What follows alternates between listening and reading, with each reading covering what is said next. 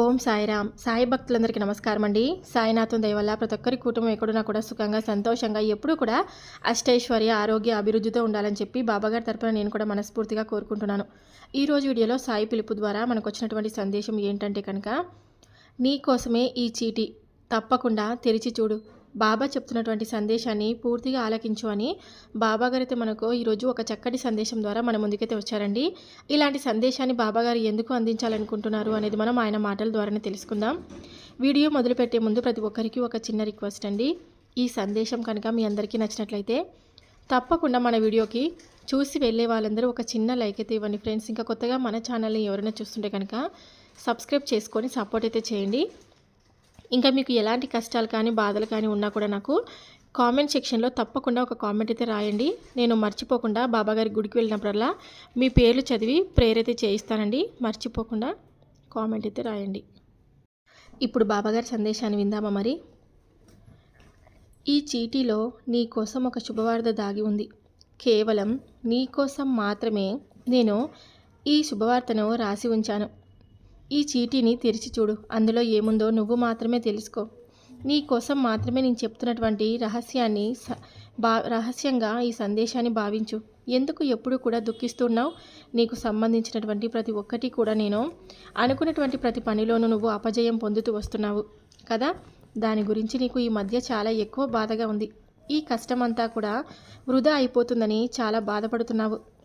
అయితే నువ్వు చేసినటువంటి కష్టం కూడా వేరే వారు ఉపయోగించుకుంటూ అది వారు చేసినటువంటి కష్టంగా సొంత పనుల వలె వారి కష్టంలా భావించి వారు ఉపయోగించుకుంటూ అది వారు చేసినటువంటి కష్టంగా నలుగురికి చెప్పుకుంటూ వారు లాభం పొందుతూ ఉన్నారు. నువ్వు మాత్రం అదేది కూడా తెలుసుకోలేకపోతున్నావు. ఇక నుండి నువ్వు బాధపడవలసిన అవసరమే లేదు. అలాంటి వారికి తప్పకుండా నేను బుద్ధి చెప్పే తీరుతాను. అలాంటి వారి గురించి నువ్వు ఎక్కువగా ఆలోచిస్తూ నీకు నువ్వే బాధ పెట్టుకోవద్దు. వారికి తప్పకుండా శిక్ష పడుతుంది. ముందుగా ప్రతి ఒక్కరికి కూడా నేను ఎన్నోసార్లు చెప్తూ ఉంటాను, అన్యాయం గెలిచినట్లుగా ప్రతి ఒక్కరి కంటికి కనిపిస్తుంది. అది వారందరిలో కూడా ఒక మంచి భావన ఏర్పడేలా చేస్తుంది. ముందుగా అన్యాయం గెలిచినట్లుగా కనిపిస్తుంది కదా. తర్వాత ఎప్పుడైనా సరే విజయానికి మొదటి ప్రాధాన్యత వస్తుంది. అందరికీ కూడా వారు మంచివారులాగే కనిపిస్తారు, కానీ ఏం చేయలేరు. కాస్త ఓపికగా ఉండు. అది కేవలం కొద్ది రోజులు మాత్రమే జరుగుతుంది. కష్ట సుఖాలనేవి నీకైతే తప్పకుండా ఉన్నాయని నేను చెప్తూ ఉంటాను. కష్టం వచ్చినప్పుడు మరి సంతోషం కూడా వస్తుంది కదా. వాటి కోసం నువ్వు తప్పకుండా వేచి చూడాలి. ఎవరికైనా కూడా కష్ట సుఖాలన్నవి సహజంగా వస్తుంటాయి, పోతుంటాయి. కష్టం వెనుక సంతోషం కూడా వస్తుంది. వాటిని తప్పకుండా మనం అనుభవించాల్సిందే. వచ్చినటువంటి కష్టం ఎప్పటికైనా కూడా తిరిగి వెళ్ళక తప్పదు. వెళ్ళిపోయినటువంటి సంతోషం కూడా తిరిగి రావడం తప్పదు. మనకు ముఖ్యమైనవి ఓర్పు, సహనం. నీకు వచ్చినటువంటి బాధ నువ్వు ప్రస్తుతం అనుభవిస్తున్నటువంటి జీవితం అంతా కూడా మారిపోతుంది. నేను నీకు మాటిస్తున్నాను, ఎవరైతే నిన్ను కష్టపెడుతున్నారో, ఎవరైతే నిన్ను అవమాన పెడుతున్నారో వారందరికీ కూడా, ఎవరైతే నీ కష్టాన్ని వారి కష్టంగా చెప్పుకుంటూ లాభాన్ని పొందుతూ వస్తున్నారో వారందరికీ కూడా శిక్ష పడి నలుగురికి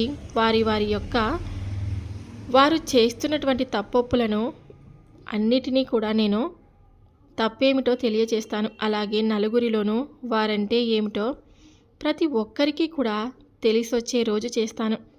నువ్వు అనుభవిస్తున్నటువంటి ఈ బాధంతా కూడా కేవలం వారి వల్లే అని అందరికీ తెలిసేలా చేస్తాను.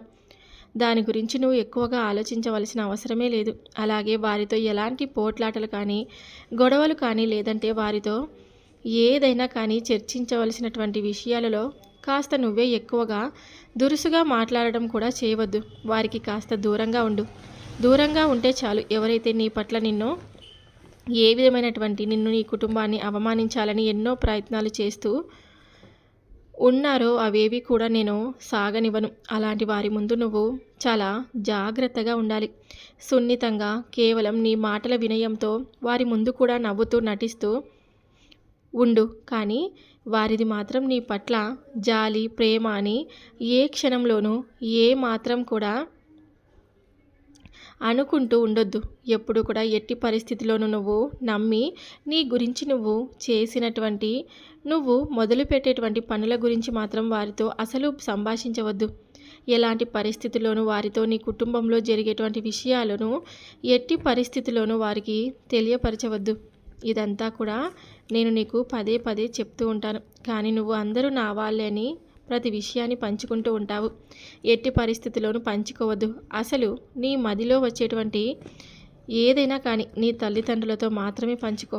తర్వాత అన్నిటినీ నీవే భారమని నాతో అంటుంటావు కదా, మరి ఈ సాయి ఉన్నాడని తెలియదా? నాతో చెప్పు. మిగిలినవన్నీ కూడా నేను చూసుకుంటాను. నీకు ఏదైతే కావాలో అన్నీ కూడా నేను సమకూరుస్తాను. ఈ సాయిపై పూర్తి విశ్వాసం నమ్మకం ఉన్న వారికి ఏది కూడా ఎప్పుడు కూడా అన్యాయం జరగనివ్వను. నన్ను నమ్మిన నా భక్తులను నేను శ్రద్ధ సబూరితో స్వీకరిస్తాను, గౌరవిస్తాను. జరిగినటువంటి ప్రతి కార్యము నేనే చూసుకుంటాను.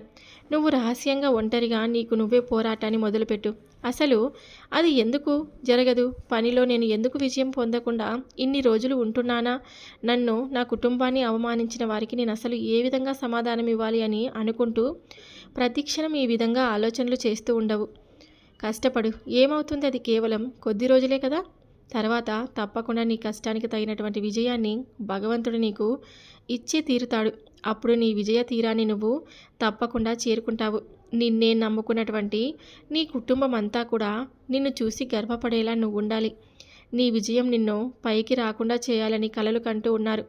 నువ్వు చూడు, అలాంటి వారి కలలన్నీ కూడా బూడిదపాలు కావాలి. అదంతా కూడా ప్రతి క్షణం నీ మదిలోని నీవు గుర్తుకు తెచ్చుకుంటూ ఉండాలి. నీకు ఉన్నటువంటి బాధంతా కూడా ప్రస్తుతం అసలు మర్చిపో.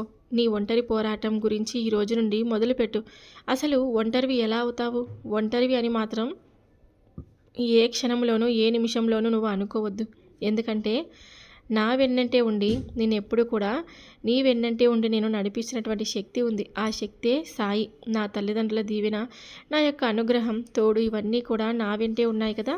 మరి నేను ఒంటరిని ఎలా అవుతాను అని ఈ విధమైనటువంటి ప్రతి ఒక్క ఆలోచనలు చేస్తూ ఉండు. మనసులను ప్రశాంతంగా ఉంచుకుంటూ ఉండు. క్షణక్షణం ధైర్యాన్ని నీలో నింపుకుంటూ ఉండు. తద్వారా తప్పకుండా విజయం నీదే అవుతుంది. నీకు వచ్చిన కష్టం ఏదైనా కానీ బాబా అంటూ నన్ను వేదనతో పిలిచావు. వెంటనే నేను పలికాను. ఎందుకంటే నా భక్తులు ఆపదలో ఉన్న, బాధలో ఉన్న వారు ఏదైనా కానీ వెంటనే సమస్యల్లో కొట్టులాడుతూ ఉన్నా కానీ నేను మాత్రం చూస్తూ ఊరుకునేటువంటి భగవంతుని కాదు. వెంటనే వారిని కాపాడేటువంటి కర్తవ్యాన్ని నాకు భగవంతుడు అనిపించాడు. కాబట్టి మీరు ఎలాంటి సమస్యల్లో ఉన్నా కూడా వెంటనే నేను మీ వద్దకు పరుగున వస్తూ ఉంటాను. నీవు మొదలు పెట్టాలనుకున్నటువంటి పనిలో నీకు గొప్ప విజయం తప్పకుండా వస్తుంది. నేను నీకు మాటిచ్చి మరీ చెప్తున్నాను. ముందు రాబోయే రోజుల్లో నీ జీవితం అద్భుతంగా మారబోతుంది. ఈ ఉత్తరంలో ఈ చీటీలో రాసి ఉంచిన విధంగా శుభవార్త నీ చెవిన పడుతుంది. తద్వారా నీవు చేపట్టినటువంటి ప్రతి పనిలోనూ విజయం అందుతుంది. ఎన్నో మంచి మాటలను చెప్పాను. అలాగే నువ్వు ఇప్పుడు ప్రస్తుతం ఎదుర్కొంటున్నటువంటి ఇబ్బందుల గురించి చెప్పాను. దానికి నువ్వు ఏ విధంగా ఉండాలి అనే విషయం గురించి కూడా చెప్పాను కూడాను. ఇప్పటికైనా అర్థమైందా? అర్థం చేసుకొని నీ మనసును కష్టపెట్టుకోకుండా, ఆలోచనలతో చిత్రవదకు గురి కాకుండా అన్నీ కూడా పక్కన పెట్టేసి నేను చెప్పినటువంటి పనిపై దృష్టిని పెట్టు. ప్రతి ఒక్కటి కూడా చిరునవ్వుతో మొదలుపెట్టు. నీ కర్తవ్యాన్ని నువ్వు నిర్వర్తిస్తూ ఉండు. తద్వారా మంచి పనులు అంటే నీ మనసుకు ఏదైతే బాగా నచ్చుతాయో అలాంటి పనులు చేస్తూ ఉండు. భక్తి గీతాలు వింటూ ఉండు. నీకు సంతోషంగా గడిపినటువంటి క్షణాలు ఉంటాయి చూడు, అవి ఎప్పుడూ కూడా గుర్తుకు చేసుకుంటూ ఉండు. మనసుని ఎప్పుడైతే ప్రశాంతంగా ఉంచుకుంటావో అప్పుడు నువ్వు చేసేటువంటి పని కూడా విజయవంతమై తీరుతుంది. నాకంటూ సమయం అనేది తెలియకుండా రోజులు కూడా గడిచిపోతాయంతే. కానీ నువ్వు ఒంటరిగా ఆలోచించుకుంటూ నాకు ఎవరూ లేరు, ఎవరు పట్టించుకోవడం లేదు, నా కోసం ఎవరు కూడా సమయాన్ని కేటాయించేవారు లేరు, నన్ను అర్థం చేసుకునేవారు లేరు, నేను అనుకుంటూ ఉండడం మాత్రం నీ పొరపాటు మాత్రమే అవుతుంది. ఉన్నటువంటి సమయాన్ని కాస్త జాగ్రత్తగా ఉపయోగించుకుంటే నీకే అర్థమవుతుంది. ఇక నుండైనా నీ మనసులో ఉన్నటువంటి గందరగోళాలను, ఆలోచనలను, అలాగే ప్రతి ఒక్కటి కూడా నేను చేయలేను అనేటువంటి భావాలను, వీటన్నిటిని కూడా ముందు బయటకు పంపేసి నీ మనసును ప్రశాంతంగా ఉంచుకో. రాబోతున్నటువంటి విజయం నీకు ఎలా ముందుకు బయట ఉంటుందో, నీకు మన కుటుంబానికి ఏ విధమైనటువంటి సంతోషాన్ని కలిగిస్తుందో తప్పకుండా నీవు తెలుసుకుంటారు. సంతోషంగా ఉండండి. ఎప్పుడు కూడా ఈ సాయి చెప్తున్నటువంటి సందేశాలన్నీ చక్కగా అనుకుంటూ ఎప్పుడూ కూడా వింటూ ఉండండి. మీకంతా కూడా మంచి జరుగుతుందని పదే పదే నేను చెప్తూ ఉంటాను. ఊహించినటువంటి శుభవార్తలన్నీ నీ చెవిన పడేలాగా చేస్తాను. ఎప్పుడు కూడా నీ జీవితంలో నాకు ఎవరూ లేరు అనే భావనను ముందుగా నువ్వు వదిలిపెట్టు. ఎందుకంటే ఈ సాయి నీకు తోడుగా ఉన్నాడనే విషయాన్ని నువ్వు ఎప్పటికీ కూడా మర్చిపోవద్దు. నా ఆదేశాలను వింటూ ఉంటావు కానీ, నా మాటలను, నా సందేశాలను వింటూ ఉంటావు కానీ, నీలో మాత్రం నువ్వు అమలులోకి తెచ్చుకున్నటువంటి విషయాలను నువ్వు ఎప్పుడూ గ్రహించవు. బాధల వలన నువ్వు ఎక్కువగా బాధపడుతున్నావు. నా సందేశాలను ఆలకించలేకపోతున్నావని నేను అర్థం చేసుకోగలను. మరి అంతగా అడగాల చెప్పు ఈ బాబాకి నీ గురించి, అలాగే నీ సమస్య గురించి నాకు తెలియదంటావా? ఏది నీకు మంచిదో, ఏది నీకు సరైనదో తెలియకుండా ఇన్ని రోజులు నువ్వు నీ జీవితాన్ని గడుపుతూ వచ్చావా? నేనే కాదు, ఏ భగవంతుడైనా సరే, ఆయనను నమ్మి కొలిచిన, పూజించినటువంటి ఏ భక్తుడిని కూడా, ఏ భక్తురాలనైనా సరే, వారు పతనం అవుతూ ఉంటే చూస్తూ ఊరుకోరు. తప్పకుండా సమస్యల్లో పోరాడి మీకు మంచి భవిష్యత్తును ఇవ్వాలి అని చూస్తాడు. కానీ మీరే భగవంతుని అర్థం చేసుకోకుండా, సరైనటువంటి నిర్ణయాలు తీసుకోకుండా మీ జీవితంలో మీరు ఎన్నో తప్పుడు మార్గాలను ఎంచుకుంటూ ఉంటారు. పనికిరాని వాటి కోసం ఎక్కువగా వాటికే తపన పడుతూ ఉంటారు.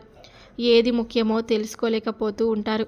ఒకరిని చూసి ఒకరు పక్కన వారితో వారి జీవితాన్ని పోల్చుకుంటూ, మీకోసం భగవంతుడు ఇచ్చినటువంటి, అలాగే ప్రత్యేకంగా మీకోసం అలా కేటాయించినటువంటి బంగారు జీవితాన్ని అనుకొని తెలిసి మరియు ఎదుటివారితో మీ జీవితాన్ని ముడిపెట్టుకుంటూ ఉంటున్నారు.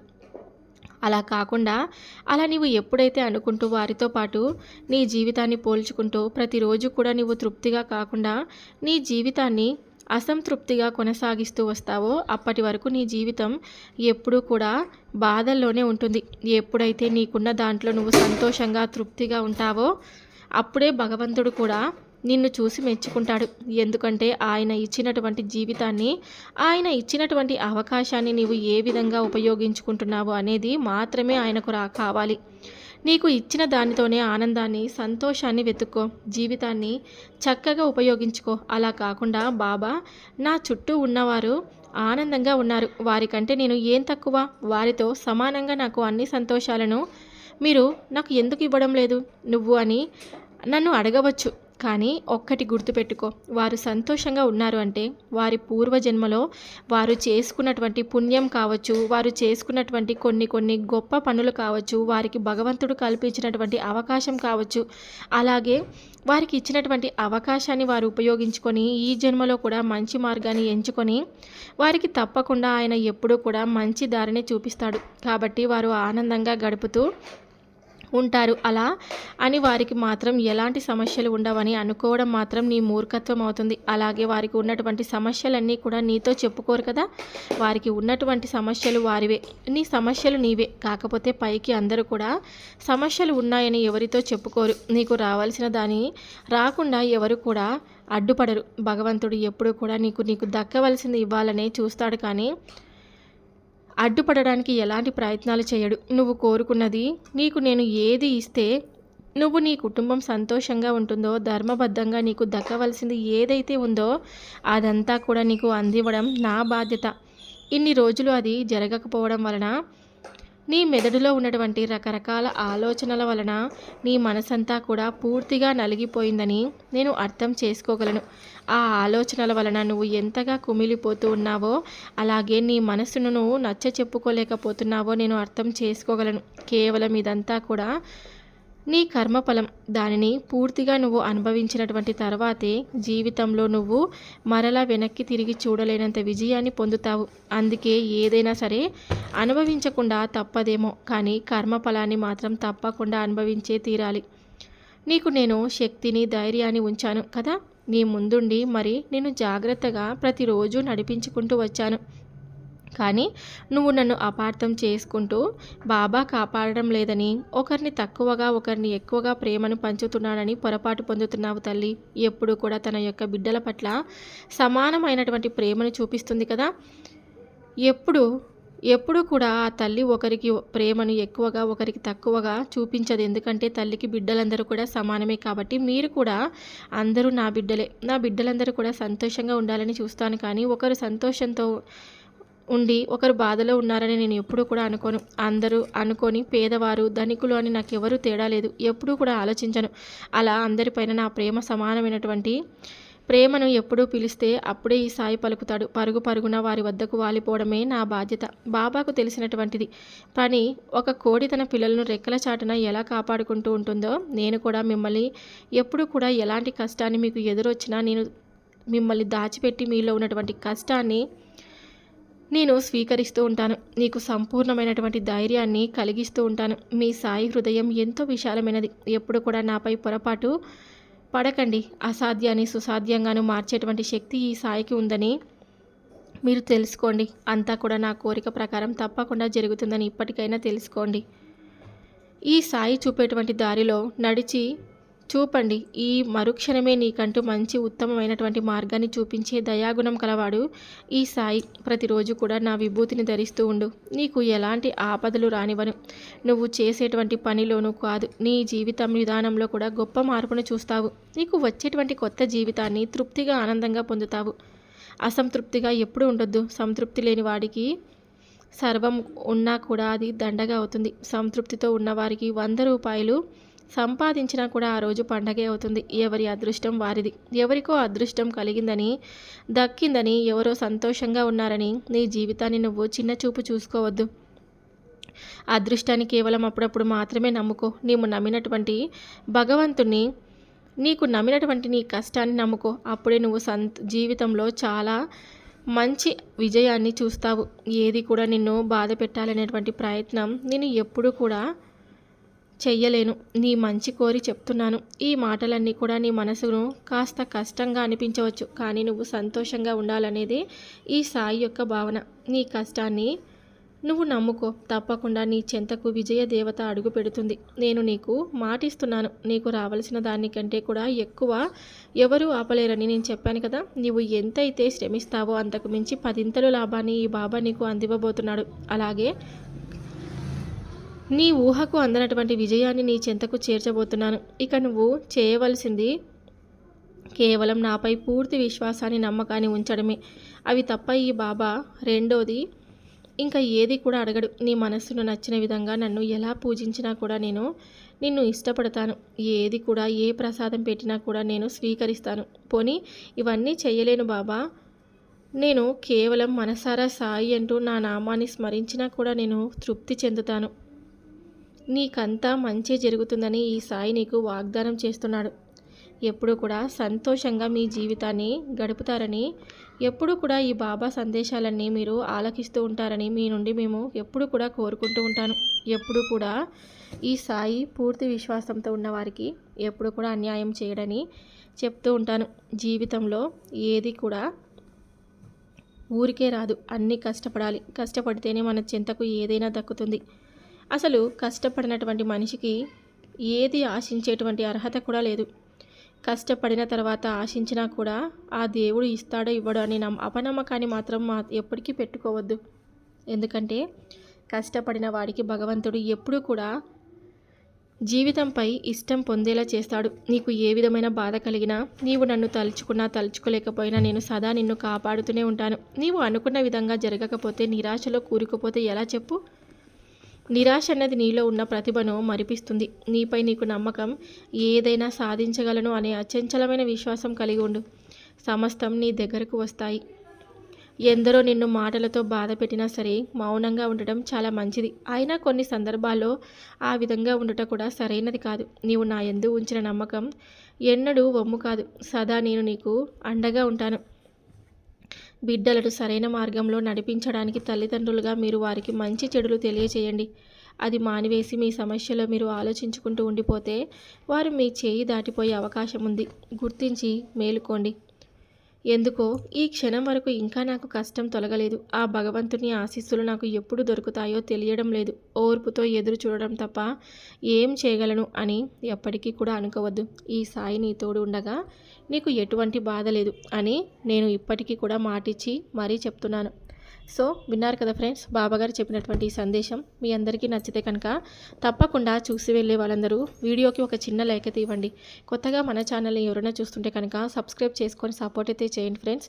ఇంకా మీకు ఎలాంటి కష్టాలు కానీ బాధలు కానీ ఉన్నా కూడా నాకు కామెంట్ సెక్షన్లో ఒక కామెంట్ అయితే రాయండి. నేను బాబాగారి గుడికి వెళ్ళినప్పుడల్లా మీ పేర్లు చదివి మరీ ప్రేయర్ అయితే చేయిస్తానండి.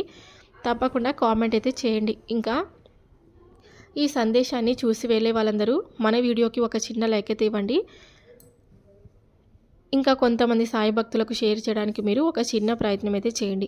రేపటి సాయి పిలుపు ద్వారా వచ్చే సందేశంతో ప్రతి ఒక్కరూ మళ్ళీ కలుద్దాం. బాబాగారి ఆశీస్సులు మీపై ఎల్లవేళలా ఉండాలని చెప్పి నేను మనస్ఫూర్తిగా కోరుకుంటున్నాను. సర్వే జన సుఖినో భవంతు. ఓం సాయిరామ్.